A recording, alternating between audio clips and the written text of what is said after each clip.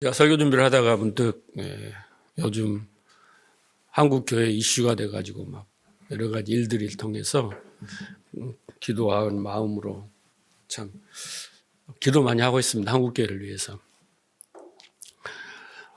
그래서 한국 교회가 왜 이렇게 심각한가? 오늘 어떤 목사님도 설교를 들어보니까 한국 교회에 대해서 많이 고민하고 목사님들한테 호소하는 그런 내용을 이제 봤습니다. 성도들이 많이 떠났는데 그들을 어떻게 예배로 다시 올까 참 고민 많이 하고 목사님들이 여기에 연구를 하고 있어야지 엄한 데 가면 안 된다고 막 그런 말씀을 하시더라고요. 저도 동감합니다.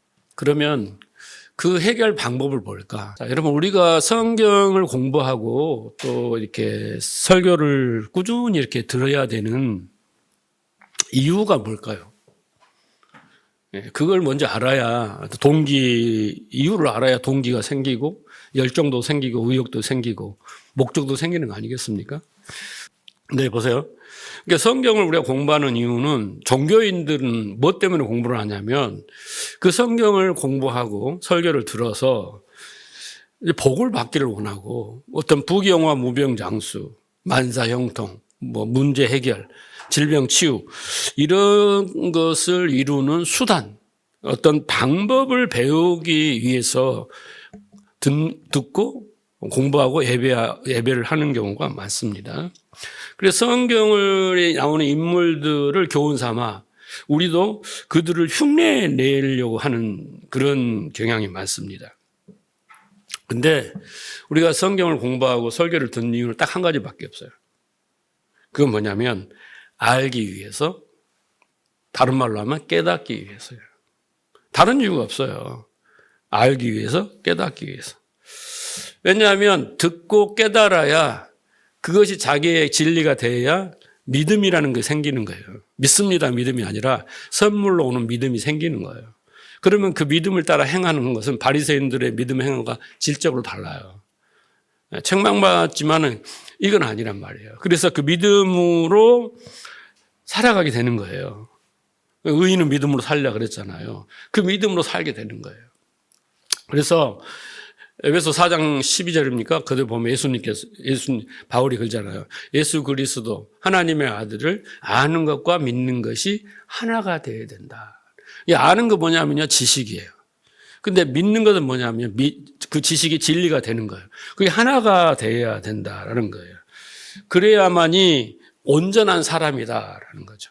온전한 사람이다. 그래서 그때야 비로소 하나님의 뜻, 하나님의 언약, 하나님의 계획, 목적, 의도, 방법, 원리 모든 것을 알아가지고 하나님 뜻대로 살아가게 되는 거예요. 그때부터 불행 끝 행복이 시작이 되는 겁니다. 교회 안에 있다고 다 행복하는 건 아니에요. 자, 예를 들면 바리새인들에게 하나님이 율법과 성막을 딱 줬어요. 처음에 모세에게 줬습니다. 그런데 이것을 쭉 신앙생활을 해오면서 바리새인들의 유대인들까지 와서 이것을 그냥 문자적으로 이해를 했어요. 쉽게 말하면 이건 법이고 지켜야 할 법이고 제도이고 그런 것, 그러니까 지키는 것을 목적으로 삼았습니다. 다시 말해서 하나님은 율법과 성막을 어떤 의도를 가지고 주신 거예요. 겉의 모양은 지켜야 할 법으로 지켜야 할 어떤 제도, 제사 제도로 이렇게 줬지만 그걸 통해서 하나님은 뭔가를 알려주려고 한 거거든요. 그런데 그것을 알지 못했다. 그 말은 율법과 성막이 그들에게 진리가 되지 못했어요. 진리가 되지 못했어요. 그래서 예수님은 그들의 신앙의 행위를 외식하는 거다.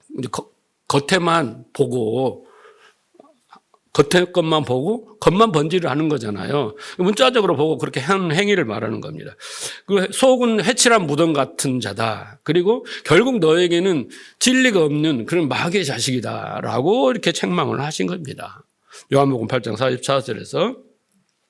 그래서 예수님은 진짜 성도는, 진짜 제자는 어떤 자냐면 옛 것과 새 것을 곳간에서 가지고 나온 사람, 주인과 같다 이렇게 표현을 했어요. 여기서 옛 것은 뭐냐면요, 구약이에요. 구약. 율법과 성막이란 말이에요. 새 것은 뭐냐면 그것을 가지고 진리를 다 안 사람이에요.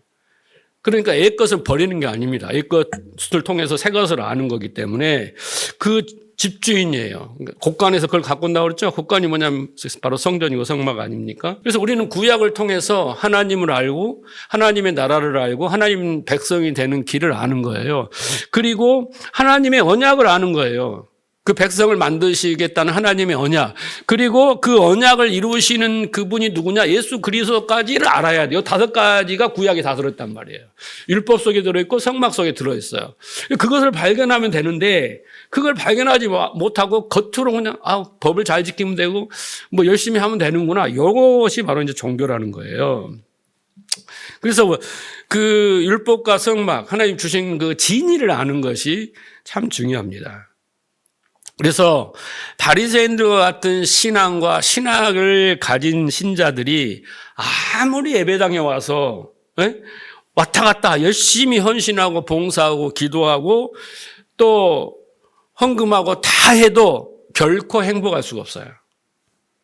내가 이렇게 했다라고 해서 자족할 수 있으나 진짜 신앙을 통해서 하나님 주시는 그 하나님의 나라, 그리고 의와 평강과 희락, 항상 기뻐하고 범사에 감사하고 쉬지 않고 기도하는 그 축복, 이런 것들은 누릴 수가 없어요.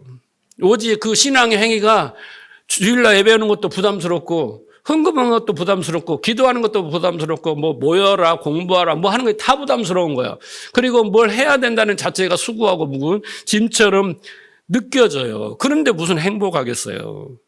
안 하면 벌을 줄 것 같고 안 하면 상급을 안 줄 것 같고 안 하면 믿음 없다고 하니까 울며거자면 그걸 하는데 그게 즐겁겠냐고. 부담이지. 여러분은 즐거움으로 예배하시고 기도하시고 공부하시죠? 믿습니다. 자, 그래서 그렇게 바리새인들과 같은 신앙생활을 통해서 이 무거운 짐처럼 느껴지고 행복하지 않는 이유는 딱 한 가지밖에 없어요. 다른 이유가 없어요. 네. 교회 안에서 내가 행복하지 못하다. 그래서 그렇게 수고하고 무거운 짐을 지고 있다. 그 이유는 딱 한 가지밖에 없어요. 그건 뭐냐? 그들이 가지고 있는 성경 지식이 지식에 불과하다는 거예요. 지식의 그 바리새인들의 수준의 그 성경적 지식, 신학으로 머물러 있기 때문에 그렇다는 거. 다른 이유가 없어요.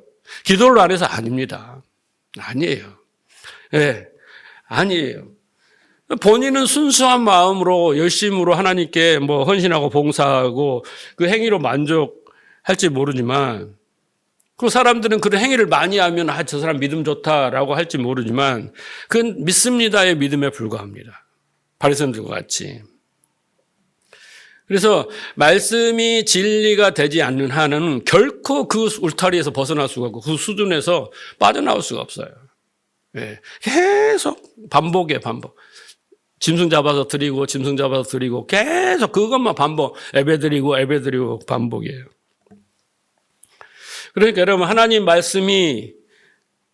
말씀이 진리가 되게 가르치고 배우는 것이 얼마나 중요한가를 잘 이해하셔야 돼요. 네, 그런 차원으로 보면 여러분들은 자부심을 품으셔도 됩니다. 왜냐하면 우리 교회 모토가 뭡니까? 일찍이 이런 것을 깨닫고, 그렇잖아요? 말씀이 진리가 되어 믿음으로 사는 성도로 변화시키는 교회. 우리 교회가 모토가 이거예요. 그래서 여러분 주위에 좀 더 여러분들이 분별력을 가지고 보면요. 바리새인들과 같이 그리스도의 초보와 같이 그렇게 신앙의 행위를 열심히 하고 열심히 하지만 행복하지 못하는 분들이 많습니다. 그래서 여러분들은 왜 당신들이 행복하지 못하고 그렇게 수고하고 무거운 짐처럼 느껴지고 그러는가? 라는 것을 여러분 말해 줄 수 있어야 돼요. 그 원인을, 이유를 여러분이 깨달았다면. 이해하시죠? 이해하십니까? 제 말을 이해하면 여러분은 대단한 수준에 와 있는 거예요. 제가 왜 이 말씀을 계속 반복하냐면요. 이해는 다른 길이 없어요. 여러분 지금 우리는 규모도 작고 뭐 반주도 없고 이렇게 막 규모가 없잖아요. 그런데 보세요. 큰 교회를 보면은 성가대 막 우렁차죠. 막 그렇죠? 네, 오케스트라가 있고 막 얼마나 영상도 있고 막 찬양팀이 있고 얼마나 은혜스럽습니까? 그 예배를 1시간 드리는데 앞에 다 하고 뭐 특송하고 뭐하고 나고 설교는 25분이야. 예. 그러면 여러분 찬양도 기도도 막 우리도 옛날에 부르짖는 기도 막 하고 했잖아요. 많은 것을 다 해버려. 그러면 그것이 나를 변화시키냐? 아니에요. 나를 변화시키는 것은 말씀이거든요. 그러면 그 앞에 하는 것들은 다 뭐예요? 뭐 하나님께 영광을 돌리는 것도 있지만 다 말씀을 듣기 위한 마음의 준비의 시간이라고 보면 돼요. 기도도 그렇고 찬양도 그렇고 내가 하나님 말씀을 스펀지처럼 싹싹 빨아들이기 위한 준비의 시간인데 준비는 엄청 해놓고 이제 은혜는 다 누렸어. 근데 그것 갖고 여러분 변화될 것 같아요? 안 변해요. 절대 안 변합니다. 우리 다 해봤어요. 저도 몇십 년 동안 해본 거예요. 그래서 저는 이 언저리는 좀 빼자. 우리 해볼 거 다 해봤으니까 누가 와서 왜 이 교회는 뭐 안 하고 뭐 안 그런 데 신경 쓰지 말고 나를 변화시킬 수 있는 그 말씀에 집중을 해보자. 네. 그래서 뭐 여러 가지 프로그램이나 막 그런 것들이 있어서 좋죠. 네. 그러나 그보다 더 중요한 것은 말씀이 중요한 거예요. 네. 그래야지 우리가 변화가 될 수 있고 말씀이 나를 변화시킨다니까요. 그렇기 때문에 여러분들은 말씀에 집중을 해야 되고 그 말씀이 오늘 또 그 말씀이 나를 어떻게 변화시키고 어떻게 깨닫게 하시고 어떻게 믿음으로 이룰 것인가에 소망을 가지고 기도하는 마음으로 목마름 사슴처럼 오셔야 돼요. 그래야 생수의 강이 터진다니까요. 이유를 잘 아시겠죠? 열심히 공부하고 한국교회 해답은 여기에 있다라는 거예요. 자, 이제 본문으로 갑시다. 자, 지난 시간에 뭐 공부했어요, 우리가? 아브라함의 후처, 구둘라의 아들, 6 아들이 왜 거기에 기록됐나, 이렇게 이제 기록했는데, 왜 기록됐는지 우리가 배웠죠? 그런데 오늘 족보 이야기가 또 나와요. 이스마엘 족보 나오고 또 이삭의 족보 나오잖아요. 또 반복해서 아브라함의 후처의 족보. 왜 이렇게 족보들을 이야기를 하는지 우리가 또 얼른 눈치를 채야겠죠? 그 맥락하고 같습니다. 25장 12절에서 18절까지는 뭐 12방백이 나오잖아요. 이스마엘의 후손들이 12방백, 12지도자가 나오죠. 그러면 또 이삭의 아들은 몇입니까? 12지파죠. 12지파죠, 거기는. 그러니까 대비돼서 딱 나오는 거야. 성경이 묘하잖아요. 12지도자, 12족속, 12지파 이렇게 나오잖아요. 다 의미가 있는 겁니다. 그래서 그렇게 나옵니다. 자, 보세요. 16장에서 하갈이 그 아들 그 이스마엘을 이제 낳는 이야기가 나오죠. 16장에서. 하나님은 12장에서부터 쭉 와서 내가 네 몸에서 나는 씨를 주겠다라고 했는데 아브라함이 지금 인간적으로 내놓은 게 뭐예요? 이스마엘이잖아요. 하갈을 통해서. 그 이스마엘 이야기가 16장에 나옵니다. 자, 하갈이 임신을 하고 의기양약해서 사례를 멸시하는 일이 있었죠. 그래서 사례가 어떻게 했어요? 하갈을 학대합니다. 학대하고 그것을 못 견뎌서 광야로 도망가죠. 근데 광야에서 하나님 사자를 만납니다. 우물가에서 만나죠. 자, 그래서 보세요. 16장 19절.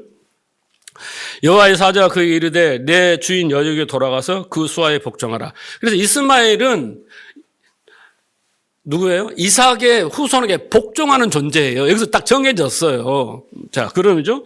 자, 여호와 사자가 또 그에게 이르되 내 씨를 크게 번성하고 그 수가 많아 셀 수 없게 하리라. 여러분 이해가 가십니까? 왜 이스마엘을 적자고 선택받은 족속이 아니잖아요. 근데 왜 하나님은 축복하실까? 여러분 성경할 때 의문을 가져야죠. 자, 지난 시간에 공부했기 때문에 여러분 딱 눈치를 채야 돼요. 자, 그랬어요. 얻게 하리라. 여호와의 사자가 또 뭐라고 하냐면 이스마엘이라 하라. 이름 알려줍니다. 그리고 뭐라고 하냐면 12절에 결정적인 이제 우리가 본문을 이해할 수 있는 결정적인 말을 하는 거예요. 자, 12절. 그가 사람 중에 들나귀 같이 되리라. 그의 손이 모든 사람을 치겠고 모든 사람의 손이 그를 채찌며 그가 모든 형제에게 대항하여 살리라.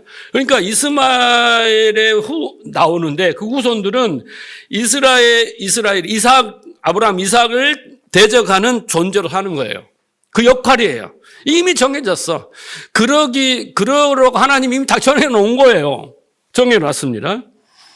자, 그러니까 왜 아이러니하게 이스마엘 후손들을 이렇게 복을 주고 번성하게 하는 그렇게 존재케 하시는가? 예? 언뜻 보기에는 진짜 복을 주고 막 번성케 하는 것처럼 보이지만 오늘 뭐라고 했어요? 12절에 아까 이스마엘이 모든 자를 치겠고 모든 형제와 대항해서 사는 역할이기 때문에 하나님이 그에 합당하게 만드시는 거예요. 그래서 선택받지 못한 후손들의 운명이에요. 네. 그래서 다시 말해서 선택받은 이삭의 후손들을 연단하는 도구로 쓰시기 위하여 하나님이 이스마엘 후손들을 번성하게 하시고 12방백, 12지파를 딱 비례적으로 바치는 거예요. 대비적으로. 자, 17절 보세요. 오늘 본문 25장 17절. 이스마엘 황년이 137세에 기운이 다하여 죽어 그가 백성에게로 돌아갔고 그 자손들이 휘하엘에서부터 아수르, 애굽 유명하죠. 그 나라들은 다 뭐예요? 이스마엘 후손들이에요. 다른 나라에서 온 거 아니에요. 다른 데서 떨어진 게 아니라 후손들이란 말이에요. 이들이 보세요. 뭐라고 했어요? 그 모든 형제의 맞은편에 거주했다. 이 말이 무슨 말이에요? 맞은편에 거주했다. 맞은편이라는 게 뭐겠어요, 여러분? 돌이키다, 얼굴을 대하다라는 뜻인데 부정적인 뜻은 뭐냐면 돌이키다라는 뜻이에요. 쉽게 말하면 이스마엘 자손이나 그 두라의 6 아들은 모두 뭐예요? 이삭의 맞은편에서 서쪽 아닌 그 동편에서 살면서 이삭의 대적자의 역할을 했다라는 거예요. 다시 말해서 하나님은 이삭의 후손들을 하나님의 택한 백성으로 만드시는데 그것에 만들려면요, 훈련, 고난, 이런 걸 주시게 대비로 사용하는 그 희생 제물로서의 역할이 바로 이스마엘의 후손들이란 말이에요. 아시겠습니까? 그러니까 이삭 되기 위해서는 여러분 이스마엘이 필요한 거예요. 그냥 혼자 이삭이 되는 게 아니에요. 이 세상에서는. 네. 그래서 이삭도 쓸모없는 게 아니에요. 여러분. 이삭도. 여러분 세상에는 선이 있지만 악이 존재하죠. 뿐만 아니라 세상에는 거짓 종교도 너무 많잖아요. 왜 하나님이 이 거짓 종교들을 이렇게 많이 남겨놓을까? 왜 그렇겠어요, 여러분? 참 종교를 가르쳐줘도 안 가. 진리를 발견하지 못하니까 어떻게 해요? 탕자처럼 보내는 거예요. 가서 실컷 속아보고 망조가 들어가지고 그때 손 들고 항복하고 오라고. 그렇잖아요. 그런 거예요. 그리고 타락한 기독교도 있어요. 뿐만 아니라 이단도 존재합니다. 뿐만 아니라 우상도 존재하고 요즘 이슈가 되는 동성애도 존재하는 거예요. 그런데 그것들이 필요하기 때문에 하나님이 놔두지 필요 없으면 다 없애버렸죠. 하나님이. 근데 필요하기 때문에 존재한 거예요. 여러분 어둠은 우리가 생각할 때 나쁘고 악하고 죄 이런 걸 상징하지만 그것들이 있어야 빛이 뭔가를 아는 거예요. 빛이 없으면 어둠만 있으면 빛을 갖다 놔도 몰라요. 근데 빛과 어둠이 딱 대비됐을 때 빛을 발견하는 거거든요. 그 역할을 하는 거예요. 그러니까 어떻게 했어요? 그 어둠에다 우리가 돌을 던질 필요는 없다라는 거예요. 예? 예수님이 내가 죄 있는 자가 돌로 치라 그러잖아요. 돌을 칠 자가 없는 거예요. 그러면 왜 하나님은 이스라엘 백성이나 유대인들이 그렇게 살다가 결국 망하지 않습니까? 마지막에 어떻게 말라기 보면 다 망해요. 그리고 400년 동안 하나님 침묵하고 이제 다시 예수님이 시작되잖아요. 예수님 시대가. 그렇게 망합니다. 아수르는 722년에 망하고 586년이니까 유다는 또 바벨론에게 망하고 이렇게 되는 거예요. 자, 그 이유가 성경에 분명히 나와 있습니다. 로마서 11장 7절 보세요. 그런즉 어떠하냐 이스라엘이 구하는 그것을 얻지 못하고 오직 택하심을 입은 자가 얻었고 그 남은 자들이 우둔하여 졌느니라. 기록된 바 하나님이 오늘까지 그들에게 혼미한 심령과 보지 못한 눈과 듣지 못한 귀를 주셨다 한과 같으니라. 이사야 말씀이에요. 하나님이 일부러 그랬다는 거예요. 이스라엘 백성들을. 12절 보세요. 11장. 그들이 넘어졌대요. 세상의 풍성함이 되면 그들의 실패가 우리의 이방인의 풍성함이 되니까 그들을 하나님이 어떻게 해요? 넘어지게 하고 실패하게 만들었다는 거예요. 그러니까 그들한테 욕하지 말아야 돼요. 이 성경을 알고 나면. 자, 25절. 형제들아 너희가 다 읽어야 되는데 지금 11장을 내가 지금 시간이 없으니까. 형제들아 너희가 스스로 지혜있다 하면서 이 신비를 모르기를 내가 원치 않아. 이게 신비예요. 하나님이 선악의 기준으로 보면 착한 사람 복을 주고 착하지 않는 사람 선별해서 하나님이 이렇게 해야 되는데 착한 이스라엘을 하나님이 오히려 그들을 실패하고 넘어지게 했다는 게 이게 이해가 선악의 기준으로 이해가 됩니까? 이해가 안 되잖아요. 그런데 그렇게 했다라는 거예요. 이게 신비인데 이것을 알기를 원한다는 거예요. 이 신비는 뭐라고 했어? 이방의 충만한 수가 들어오기까지 이스라엘을 덜어는 우두나게 한지라. 그러니까 이방인이 누구예요? 지금 우리잖아요. 외인이고, 그렇죠? 근데 우리가 충분한 구원을 받기까지 그러기 위해서 하나님이 이스라엘 그렇게 만들었다는 거예요. 모델로 만든 거예요. 이렇게 살면 안 된다. 눈을 가리고 실패하고 넘어지고, 그렇죠? 이게 신비라는 거예요. 네? 이해하시겠어요? 요즘 옛날에 그 선교단체에서 백투더 피처 뭐 이런 식으로 백투더 이스라엘이 하잖아요. 결국 이렇게 되고 나서 마지막에 다시 복음이 어디로 간다? 이스라엘로 간다잖아요. 네. 자, 33절 보세요. 깊도다 하나님의 지혜와 지식에 풍성하며 그의 판단을 헤아리지 못할 것이며 그의 길을 찾지도 못할 것이라. 누가 주의 마음을 알았느냐? 아는 사람이 없다 이 말이에요. 바울은 알았잖아요. 이렇게 쓰는 거 보니까. 누가 그 모사를 알겠느냐? 하나님의 그 계획. 예? 누가 먼저 들여 갚으심을 받겠느냐? 만물이 주에게서 나오고 주로 말며 주에게 돌아가는 모든 것이 다 주님의 뜻 안에 있다라는 거예요. 우리가 막 조망만한 머리로 이해해서 그건 틀리다 막 맨날 탁상 공론 하는데 아니라는 거예요. 이것 하나만으로 여러분 이삭에게 이스마엘을 허락하신 이유가 분명히 나와 있죠. 이런 차원에서 우리가 보면 성도에게 당하는 고난이나 가난이나 자기를 힘들게 냈던 대상이나 그렇게 붙여서 고통을 주시고 우리 삶을 평탄케 안 하시고 설상가상 이런 말 있잖아요. 그리고 산 넘어 산 그런 인생을 우리가 살잖아요. 왜 그렇게 하시는가 그 이유도 마찬가지입니다. 그걸 통해서 하나님은 하나님을 알고 하나님 나라를 알고 하나님 백성에 되는 길을 알고 그 하나님의 언약을 알고 하나님의 뜻을 알아서 예수 그리스도로 말만 한다는 것들을 우리가 믿음으로 갖기 위해서 하는 거예요. 그래야 우리가 믿음으로 살기 때문에 하나님이 만드신 그 방식이에요. 그게 거기다 내고 감 나오라 배 나오라 우리가 할 이유가 없다는 거예요. 여러분 왼수 같은 배우자라고 그래요. 저희 왼수라고 우리 어렸을 때 보면 막 우리 할머니도 보면 제가 할아버지한테 맨날 구박이 착한 할아버지를 왼수로 저 왼수 막 하라고. 왜냐면 보증서 갖고 다 날렸거든. 그래서 저 왼수라고 내가 초등학교 때 계속 할아버지 구박받고 왼수. 할아버지 내가 봤을 때 천사 같은 분이야. 돌아가실 때 천사가 왔대요. 그래서 진짜 임종을 내가 지켜봤는데 천사하고 손을 잡고 가시는 장면을 내가 봤다니까 얼마나 가슴이 뭉클했겠어요. 어렸을 때인지만은. 그렇게 착한 분인데 할머니한테는 계속 왼수 구박받고 왼수 막 이렇게 하고 그랬다 이 말이죠. 근데 여러분 근데 왼수 같은 배우자가 필요할까요? 그건요 자기를 가장 잘 알게 해주는 사람이 누구냐면 왼수 같은 배우자예요. 예? 같이 가장 오래 살고 같이 한솥밥을 먹고 한 이불을 덮고 예? 그잖아요. 숨소리만 들어도 알아요. 여배 마누라는 여배 숨소리만 듣고도 다 안다잖아요. 그러니까 그렇게 하는 것이 왼수 같은 배우자예요. 그러니까 여러분 부부가 젊어서는 뭐 하냐면요. 힘겨루기를 한단 말이에요. 나 잘났다. 내가 돈 많이 번다. 내가 잘했다. 그런 거잖아요. 아니다. 나도 잘했다. 네가 잘못했다. 계속 이렇게 싸운단 말이에요. 근데 그 싸움이 멈추면 괜찮은데 안 멈추면 이혼이에요. 그렇잖아요.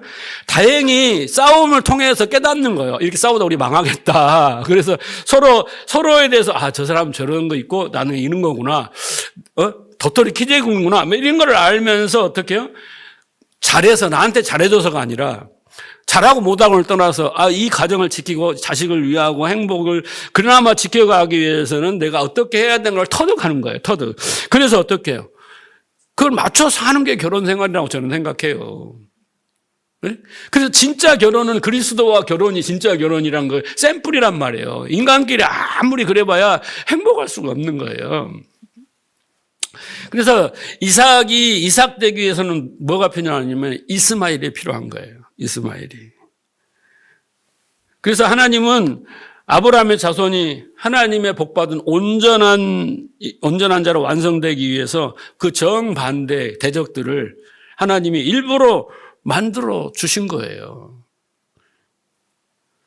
그래서 이러한 진리를 알려주기 위해서 여기 성경에도 그두라의 6 아들을 기록해 놓고 지금 이스라엘 족보도 기록해 놓고 또 이삭의 족보도 기록해 놓은 거예요. 그런데 놀라운 것은요. 그렇게 이제 그 왼수를 통해서 그 진리를 깨달은 사람은요. 그 왼수를 사랑하게 되는 거예요. 그거 아세요, 여러분? 그 왼수 때문에 내가 알게 된 거야. 나를. 내가 이걸 몰랐다면 나는 기고만장해서 이렇게 살다가 망했을 텐데 왼수 때문에 내 부족함도 알았고 내가 모르는 내 안에 본성도 알았고 욕심도 알았고 인격적으로 내가 좀 부족함도 알았고 이렇게 되다 보면 우리 고마운 거예요. 네? 그래서 왼수가 이제 뭐가 되냐면 이웃이 되는 거예요. 그렇게 되면 어떻게 해요? 그 이웃까지도 사랑하는 거예요. 그래서 하나님이 원수도 사랑해라는 결론은 여기서 나오는 거예요. 여러분 율법은 우리에게 뭐냐면요. 저주요. 형벌이에요. 율법 앞에서는 다 저주 아래에 있는 거고 형벌 아래에 있는 거예요. 그러면 율법은 뭐예요? 왼수 같은 배우자예요. 로마서 7장에 보면 왼수라고요. 예? 우리를 혹사를 시키고 뭐해라 막 하고 막 잘못하면 책짓질하고 책망하고 또 속였어 하고 회개해 막 반성해 막 배로 갚아 막 이렇게 하는 게 뭐냐면 왼수 같은 배우자가 바로 율법인 거예요. 근데 율법을 통해서 진리를 알게 되고 나를 알게 되잖아요. 죄인됨을 알고 탐심을 알고 알게 돼서 진리라서 그리스도를 내가 붙잡고 믿음을 딱 이루면 내가 어떻게 해요? 원수를 사랑하게 되는 거예요. 그게 뭐예요? 옛것과 새것을 함께 짊어지고 사람들에게 내가 옛것으로 이렇게 죽게 되었는데 이게 새것을 알고 보니까 이게 행복하게 됐다라고 말하게 되는 거예요. 그래서 이 속옷이 뭐예요? 옛것 아닙니까? 그런 자가 이제 겉옷도 주는 거예요. 오리를 가자 하면 심리로 가는 거예요. 예? 그렇죠? 그렇게 해서 그게 바로 이웃 사랑인 거예요. 이웃 사랑. 이해가 되십니까? 그러니까 왼수 같은 배우자도 나를 괴롭히는 사람도 이 고난도 율법도 다 뭐예요? 하나님이 그런 차원에서 이삭에게 이스마엘을 주신 것도 똑같다라는 거예요. 자, 히브리서 12장에 보면 잘 설명되어 있어요. 5절 보세요. 또 아들들에게 권하는 것 같이 너희에게 권면하신 말씀도 잊었도다. 일러스되 내 아들아 주의 징계하심을 경히 여기지 말고 그에게 꾸지람 받을 때 낙심하지 말라. 주께서 사랑하시는 자를 어떻게 한다고요? 여기서 징계의 파이디오는 뭐냐면 훈련시키다, 교육하다, 교정하다라는 뜻이에요. 그러니까 징계는 우리가 나쁘게 하고 막 뭔가 빼뜨리고 뭐 어긋나고 뭐 작살내고 막 이런 게 아니라고요. 목적이 달라요. 목적이. 그러니까 내가 선하게 확 충만했으면 그러면 나는 막 엄청 어떻게 해요? 분노하고 반말하고 막 괴롭잖아요. 근데 하나님의 언약을 가지고 들으면 그러면 그것이 그렇게 들리지 않아요. 우리의 감사로 들리는 거예요, 그게. 자, 그래서 경히 여기지 말고 그가 받아들이시는 아들마다 채찍질 함이라. 그러니까 그 고난이나 그것들이 나에게 올 때는 오히려 감사해야 하고 아무 일 안 일어난다고 좋아하면 안 돼요, 여러분. 아무 일 안 일어난다고. 왜 마귀가 가만히 놔둔 줄 알아요? 가만히 놔둬도 그냥 자동적으로 가니까 놔두는 거야. 괜히 건드려갖고 뭔가 눈을 떠버리면 골치 아프니까 그냥 쉬쉬하고 조용히 놔두는 거라고. 근데 하나님은 자꾸 일을 일으키셔. 여러분, 징계는 그런 것이 아니라 타인에게 고통당하는 것도 징계고 내 뜻대로 되지 않는 것도 하고 싶은 걸 하지 못하는 것도 억울한 일을 당하는 것도 이 모든 것들이 다 징계인 거예요. 하나님이 도구란 말이에요. 도구. 그래서 우리는 이 말씀을 통해서 하나님이 하늘의 별과 같은 후손들을 주신 거예요. 거기에 상응하는 바닷가의 모래 같은 또 상응하는 후손들이 있잖아요. 우리를 그렇게 만들어주는, 별로 만들어주는. 그걸 허락하셨다는 것을 알아야지 선하게 패러다임을 보면서 그게 저주고 심판이고 죄의 대가다 막 이렇게 해서는 안 된단 말이죠. 자, 여기까지 이해하셨죠? 네. 자, 그 다음에 이제 본격적으로 19절부터 이삭의 족보가 나옵니다. 아브라함, 19절 봅시다. 아브라함의 아들 이삭의 족보는 이러하니 아브라함이 이삭을 낳았고 이삭은 40세에 리브가를 맞이하여 아내를 삼았으니 리브가는 밧단 아람 족속 중 부두엘의 딸이요 아람 족속 중 라반의 누이였더라. 아시죠? 이제 여기에 이야기가 나와요. 자, 그런데 21절에 보면 이삭이 그 결혼을 몇 살에 했다고요? 40에 결혼을 했죠. 근데 자식을 못 낳아요. 몇 년 동안? 20년 동안. 60에 돼서야 이제 야곱과 에서를 낳습니다. 자, 여기서 중요한 건 뭐예요? 뭐 했어요, 이삭이? 여호와께 간구하여 그에게 간구하였더니 하나님이 그의 간구를 들으셨더라. 그랬죠? 이삭의 기도가 나옵니다. 여기서 이삭의 기도가 나와요. 자, 여러분. 여기서 우리가 오해하면 돼. 기도를 오해하면 안 돼요. 자, 이삭의 기도를 보니까 열심히 간구하면 하나님이 또 자식도 주고 또 복을 준다. 이렇게 생각하면 안 돼요. 이삭처럼 우리도 간구하면 얻는다라고 생각하는데 성경이 이런 식으로 해석하면 안 됩니다. 여기서 중요한 포인트가 하나 있어요. 이 안고 없는 찐빵이야. 이걸 빼버리고 기도하면 안 된단 말이에요. 그럼 이삭의 기도는 어떤 기도일까? 여러분, 어떤 기도라고 생각해요? 우리는 기도를 하면요, 내가 원하는 것을 얻기 위한 기도잖아요. 거기서부터 틀리는 거예요. 두 번째는 뭐냐면, 그 얻기 위해서 내가 기도하는데 어떤 열심, 작정, 금식, 그래서 그 정상 때문에 응답을 한다라고 생각하는 것이 바로 종교인이고 초보들의 생각이에요. 내가 구하는 거에 혹시 하나님 뜻에 반하는데 하나님 들어줄까요? 아무리 열심을 하고 내가 40일 금식한 게 아니라 80일 금식하면 죽겠지만 40일 금식한다고 내 뜻하고 하나님 뜻하고 상관없는데 구하게 되겠냐고. 아니라니까요. 그게요. 자, 그래서 우리가 먼저 하나님 왜 기도라는 제도를 만들었고 기도를 하게 하시는가를 우리가 이해를 해야 돼요. 자, 여러분 대표적인 기도가 뭐냐면 성경에 두 개가 대표적인 기도가 나옵니다. 구약 신약에 민수기 6장 22절 이하에 보면은 기도가 나와요. 하나님이 아론을 이렇게 축복하라라고 기도를 시켜요. 네? 너 복주시 의하면 하나님 얼굴을 들게 하면 아주 그것만 읽으면 너무 황홀할 정도로 큰 축복을 하나님이 아론에게 주어서 아론이 그 기도를 백성들에게 하게 만들어요. 백성들 앞에서. 하나님이 너희를 이렇게 해주시겠는데 아론의 생각이 아니라 하나님의 생각인 거예요. 하나님 뜻이고.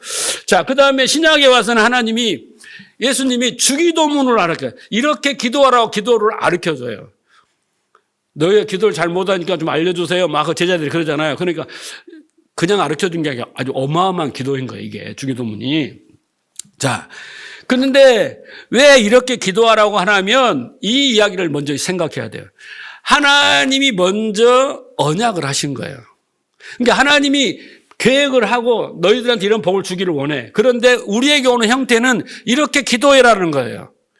그래서 우리는 그 언약을 이루어 주시라고, 그러니까 먼저 언약을 믿는 사람이 그걸 이루어 주시라고 하는 행위가 바로 기도인 거예요. 뭔지 알겠어요? 네? 그러니까 그 행위 속에 제일 먼저 뭐가 있어야 돼요? 언약이 있어야 되고 믿음이 있어야 돼요. 그걸 주장하는 것이 기도인 거예요. 성경이 말하는 기도는. 그래서 첫째 기도는 하나님의 언약, 약속을 믿는 믿음을 가지고 그 약속대로 이루어 달라고 간청하는 게 뭐냐면 바로 기도인 거예요. 그러니까 이삭이 여러분 무조건 나이가 지금 40에 결혼했고 그나 늦장가를 갔는데 60이 돼도 안 줘요. 그러니까 아들 하나 주세요. 아들 하나 주세요. 이렇게 기도한 게 아니에요. 어떻게 기도했을까요? 아버지 아브라함에게 약속하신 거. 왜? 뭐야? 내 씨가 하늘의 별과 같이 돼야 되는데 지금 따갈랑 나 혼자야. 그렇잖아요. 그런데 이제 그 약속 이루어주세요. 뭐가 나와야 별이 하나 나와야 또 수많은 별이 만들어질 건데 그 약속 좀 약속하셨는데 그 약속 달라고 그 기도의 근거가 그 약속이라고요. 네? 약속에 근거한 기도라는 거예요. 그러니까 이삭의 기도는 내가 그 아버지에게 한 약속을 믿는다는 믿음의 증표예요. 안 믿으면 기도 안 하죠. 그럼 어디에 바알에 찾아가서 다산 풍요 신에게 찾아가서 아수도를 찾아가서 했을 거 아니에요. 안 그렇단 말이에요. 그러니까 여러분 기도가 수단이 되고 방법이 되고 거기에 플러스 치성과 정성이 곱해져서 응답이 오는 게 아니라 언약이 이루어지기를 원하는 거, 주장하는 거, 아이테오잖아요. 신약에는 아이테오, 우리 이제 화요일날 공부할 것 같아서 내가 말을 안 하는 건데 그 단어는 딱 하나님에게만 쓰는 단어예요. 그렇게 주장하는 것은 약속한 거 내놓으세요. 약속한 거 내놓으세요. 이 간청의 기도란 말이에요. 이거의 기도가 이삭의 기도인 거예요. 그러니까 하나님이 즉각 응답하시잖아요, 지금. 응답하였다 그랬죠, 하나님이. 예, 그래서 아들이 나온 거예요. 그것도 에서와 야곱으로. 결국은 기도는 믿음의 증표인 거예요. 하나님 약속을 믿는다는 증표입니다. 그러니까 하나님이 기도하게 하시고 응답하시는 방식을 택해서 이삭이 기도한 후에 그냥 준 게 아니라 이삭이 기도한 후에 준 것은 하나님이 언약하시고 그 언약은 내가 이룬다라는 것이고 이렇게 후손을 잇는 것은 하나님의 계획과 뜻이라는 것에 대한 어때요? 인식시키기 위해서 하나님이 이런 기도의 제도를 만드시고 원리를 만드시고 기도하게 하시고 안 줬다가 기도하게 하시고 주신 것은 인간의 거기에 숟가락 하나도 못 얹게 하시고 하나님이 하셨다라는 것이 증거하기 위해서 하나님이 하신 거란 말이에요. 그래서 하나님이 방법도 정하시고 시기도 정하시고 그렇게 하신다는 거예요.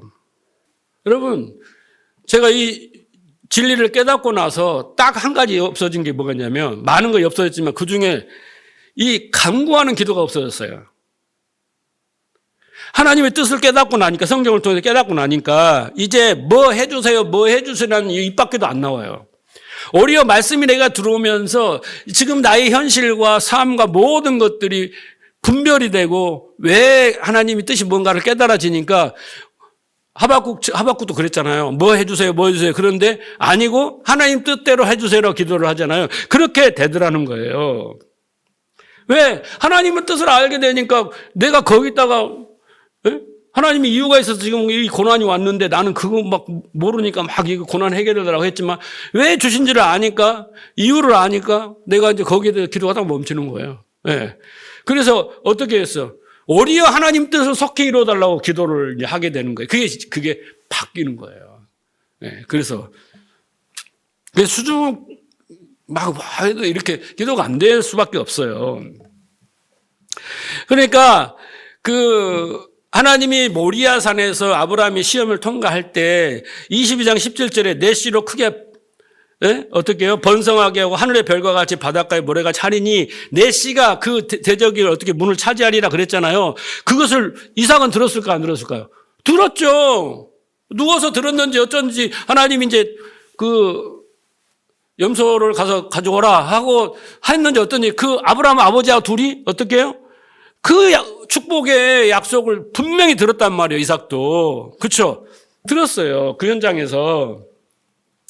그래서 이제 20년을 기다린 거예요. 근데 이삭의 한계도 온 거잖아요. 물론 이삭이 중간중간 기도를 했겠지만 이제 이삭의 인내심의 한계가 20년인 거예요. 60이 돼서도 이거 이러다가 이제 그렇게 한 거죠.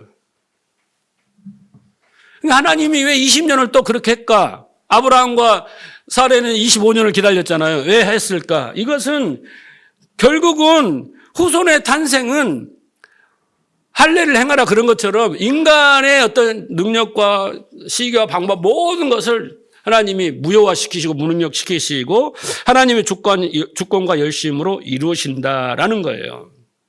그 이야기는 여러분, 그 이야기는 뭘 상징하고 있냐면요. 예수 그리스도를 상징하고 있는 거예요. 예수 그리스도가 이 땅에 씨로 오시는데 진리와 말씀으로 우리를 구원자로 오시는데 이것 또한 하나님의 주권과 열심으로 언약에서 오는 거지 너희들이 오라 그래서 요청해서 오는 것도 아니고 괜히 오는 게 아니야 라고 보여주는 거예요. 자, 갈라디아 3장 16절이에요. 우리는 여기까지 가야 돼요. 이 약속은 아브라함과 그 자손에게 말씀하신 것인데 여럿을 가리켜 그 자손이라 하지 아니하시고 오직 하나를 가리켜 내 자손이라 하셨사니 곧 그리스도라. 그래서 내 씨를 주리라 할 때 씨가 단수라 그랬잖아요. 이게 그리스도를 상징하는 거예요. 한 씨가 와서 이렇게 해결한다는 거예요. 그렇게 씨가 오는 것은 하나님의 언약이며 하나님의 주권이며 하나님의 뜻이라는 것을 우리에게 인식시키기 위해서 오래 걸리게 하시고 하나를 주시고 그러는 겁니다. 그런데 보세요. 22절로 갑니다.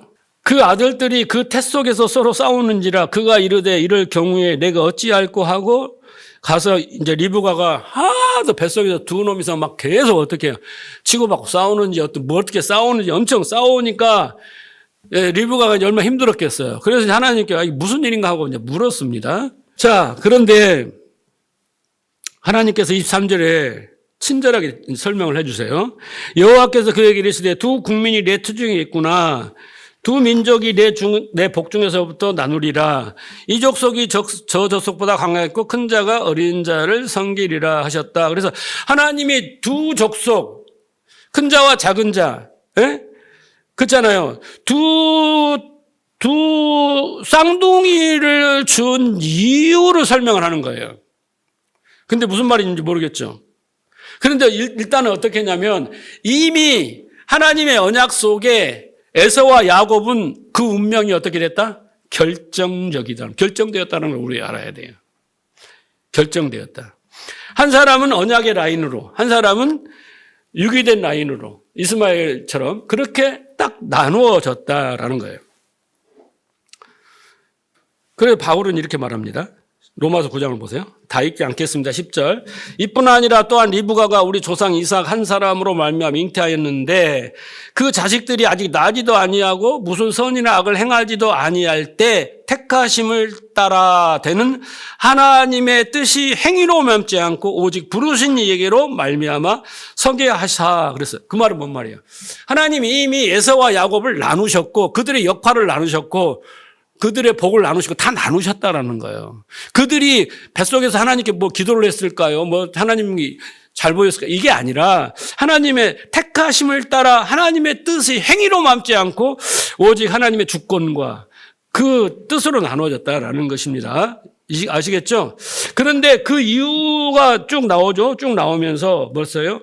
모세 이야기를 하잖아요. 15절에 어떻게 하는 거예요?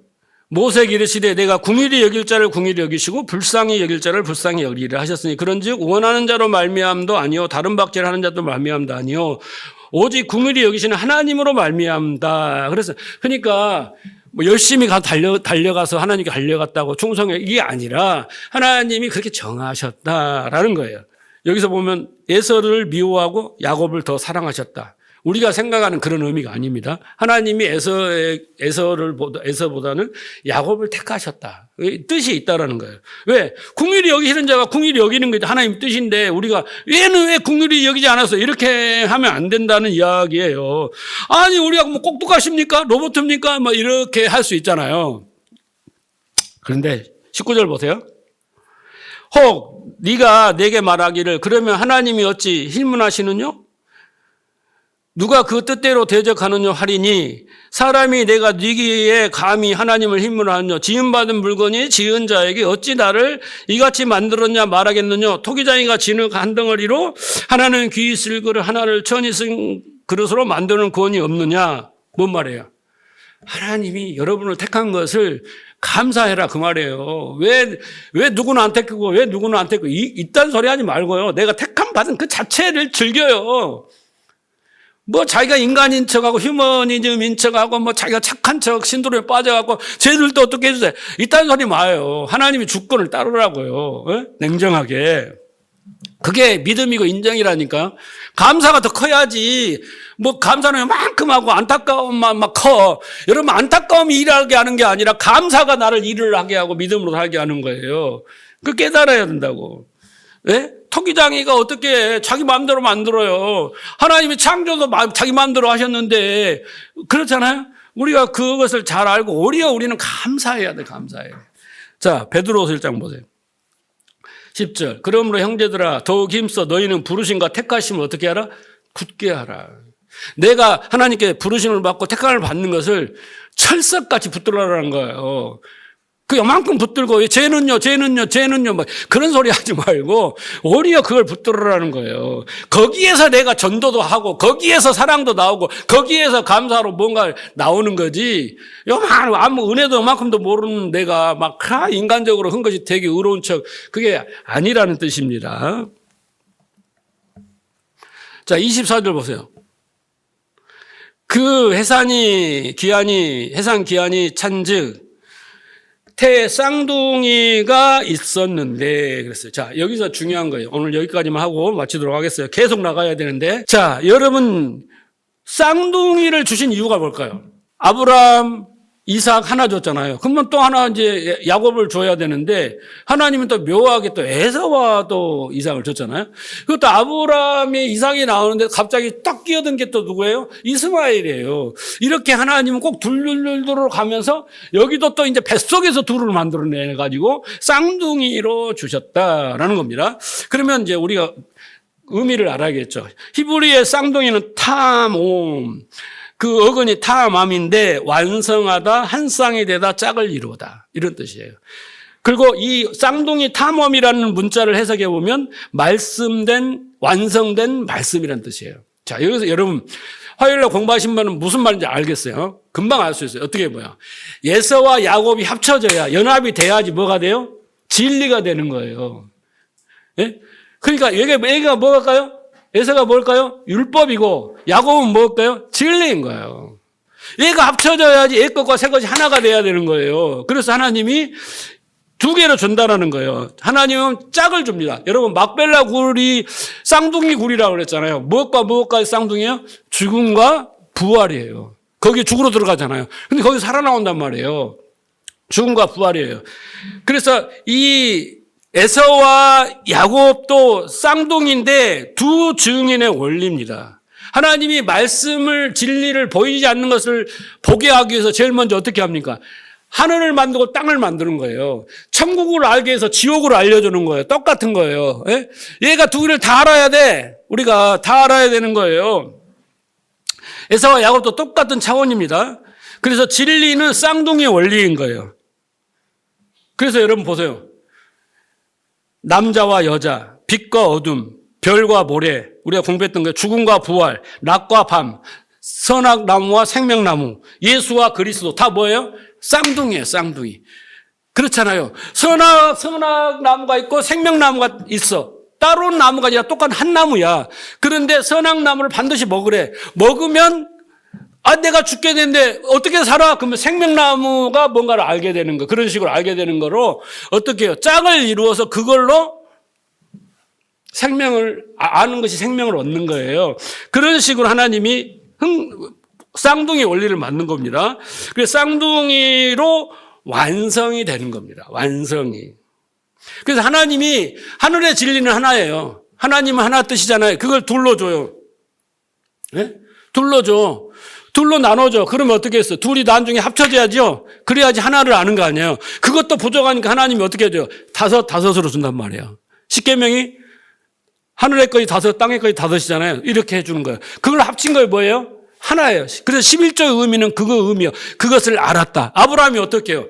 전쟁에서 승리하고 자기가 318명으로 그 연합군 다섯을 다 쳐부수고 언제 알고 막 할렐루야 오는데 갑자기 멜기세덱이 딱 나타나서 떡과 포도주를 딱 줍니다. 떡과 포도주를 주는 사람은 누구예요? 예수 그리스도예요. 예수 그리스도 와서 딱 알려주는 거예요. 내가 너를 축복하는데 네가 전쟁에 승리한 것은 네가 아니라 하나님이 하신 거야. 어떻게 318명을 네가 이길 수 있어? 교만하지 마. 진리를 딱 알려주니까 아브라함이 가만히 들어보니 그렇군. 그렇게 인정. 그러면서 뭘 드려요? 10의 1조. 그러니까 10의 1조는 뭐예요? 인정이에요. 네? 알았다는 거예요. 하나님 뜻을 알았다는 거예요. 내가. 그게 맞다라는 거예요. 100% 내가 믿습니다라고 고백하는 게 바로 뭐예요? 11조인 거예요. 11조. 그래서 하나가 되는 거예요. 11조 여러분 10계명을 다 합치면 어떻게 됩니까? 하나님 사랑, 이웃 사랑이에요. 그 하나님 사랑은 이와 같으니 이웃 사랑과 같다 그래서 똑같은 거예요. 똑같은 거. 하나님 사랑은 곧 이웃 사랑이고 이웃 사랑 동전이 되면 하나님 사랑이 하나란 말이에요. 10계명이 10개지만. 그렇죠? 10계명 5개로 나눠졌죠? 그게 위로 가면 2개란 말이에요. 네? 다 알아들으시죠? 그런 원리로 하나님이 땅으로 하나를 알고 하늘로 땅을 알게 하시고 이렇게 알게 하시기 위해서 주시는 것이 바로 쌍둥이 원리입니다. 자, 그 다음에 하나만 더 하고 마칩시다. 25절. 먼저 나온 자는 붓고 전신이 털옷 같아서 이름을 에서라 하였더라 그랬습니다. 그러니까 여기 보면 에서는 털이 많은 거친 그런 뜻이거든요. 그래서 에서는 털이 많아, 하도 털이 많아서 털옷 같은 그렇게 불리워졌습니다. 근데 에서가 그 야곱이 쓴 붉은 죽이 아돔이에요. 아돔. 붉다라는 게 아돔이거든요. 아담이란 뜻입니다. 그걸 좋아했어요. 그래서 이제 에서의 별명이 에돔이 된 것입니다. 에돔의 후손들은 에서입니다. 그러니까 붉다라는 뜻은 뭡니까, 여러분? 아담은 어떻습니까? 육의 본성을 지니고 죄의 본성을 지닌 그 짐승 같은 본성을 지닌 그 육의 속성을 지닌 그 뜻이 바로 뭐냐면 불굳다라는 뜻이고 아담의 뜻이며 인간의 뜻인 거예요. 네, 그게 에서입니다. 자, 그 다음에 27절하고 맞춥시다. 25장 27절. 자, 그 아들이 장성하며 에서는 익숙한 사냥꾼이므로 들사람이 되고 야곱은 조용한 사람이므로 장막에 거주하나 이삭은 에서가 사냥한 고기를 좋아했으므로 그를 사랑하였고 리브가는 야곱을 사랑하였더라. 그랬죠? 자, 여기 보면 에서는 털이 많다 그랬잖아요. 그리고 남자다워서 사냥을 했어요. 그렇죠? 사냥했죠? 근데 야곱은 어떤 사람이었어요? 그에 비해서 반대적으로 조용해서 집에서 머무는 사람, 마치 그 마마보이처럼 이제 이렇게 보입니다. 그런데 성경에서 야곱처럼 오해받은 사람은 없어요. 이 부분이. 제가 해석을 잘 다시 한번 해드릴게요. 그러니까 에서는 어떤 사람이었을까요, 여러분? 털이 많고, 사냥꾼이고, 남자답고, 누구가 생각납니까? 6장에 보면, 10장에 보면 누가 나옵니까? 니므롯이라는 사람이 나옵니다. 10장 9절에 보면 그가 여호와 앞에서 특이한 사냥꾼이었으므로 속담의 길을 이는 여호와 앞에서 니므롯같이 특이한 사냥꾼이더라. 그래서 사냥꾼이 상징하는 것은 니므롯이에요. 뭐 세상적인 영호걸이며 그런 사람이에요. 그런 사람입니다. 자, 그런데 야곱은 어떤 사람이에요? 조용한 사람이란 뜻이 있잖아요. 근데 여러분 조용하다는 단어를 히브리는 무슨 뜻이냐면 완료하다, 완전하다, 올바르다, 순견하다, 온화하다 그런 뜻입니다. 야곱은 좋은 사람입니다. 우리 야곱을 좀 그런 사람으로 표현하는데 원문에 보면 그렇습니다.